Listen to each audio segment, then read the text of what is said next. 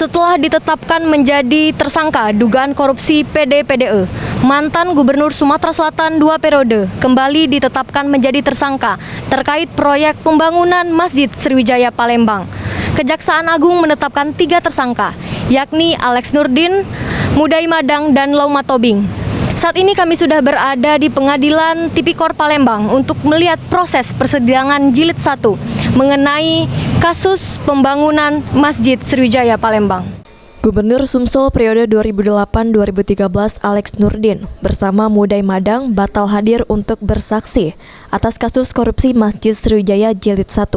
Hal ini terungkap dalam persidangan kasus korupsi pembangunan Masjid Sriwijaya Jilid 1 dengan terdakwa Edi Hermanto, Syarifuddin, Yudi Arminto, dan Dwi Kridayani. Adapun nama-nama 11 saksi yang dipanggil pihak JPU untuk hadir di persidangan, yakni Abdul Basit LC, Alex Nurdin, Dr. Marwah M. Diah, Nur Asri Kartini, Edo Chandra, Bambang E. Marsono, Joko Widiantoro, Mudai Madang, Janit Tamtomo, Ahmad Muklis Nata Negara. Ketua Tim Jaksa Penuntut Umum Naim menjelaskan tidak hadirnya Alex Nurdin dan Mudai Madang dalam persidangan dikarenakan faktor eksternal, di mana ada suatu kondisi yang tidak memungkinkan. Dari kedua tersangka tersebut ditambah lagi adanya hubungan penahanan yang sedang dijalani atas kasus PD-PDE. Sedangkan saksi lainnya yang tidak hadir dikarenakan alasan kesehatan. Saksi, tetapi yang hadir ada 7, 4 dari PT Berantas, 1 mandiri, 2-nya lagi dari Pemprov. Untuk Pak Alex dengan Pak Mudai, Pak? Pak Alex Nurdin dan Mudai Madang sudah kita lakukan pemanggilan, tetapi berhubungan dengan adanya penahanan di Kejaksaan Agung, jadi rencana kita Selasa akan dilakukan pemeriksaan secara Zoom.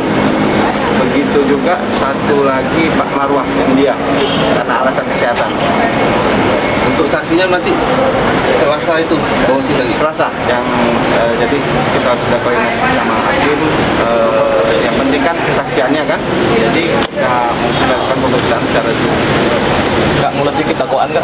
Dakwaan tadi disebut ada aliran fee yang diterima sejumlah pihak itu Kak? Iya, tadi kan ada di ini. Nanti juga persidangan berikutnya ini dari PT Berantas yang kita dapat dari penggeledahan di Rumah Syarifuddin ada catatan aliran dana. Ini itu bisa dibongkar ya. Adapun untuk ke-7 para saksi yang berhalangan akan diperiksa lagi pada Selasa depan dengan agenda pemeriksaan saksi. Okta Alfarisi, Sri Febriandi, PAL TV.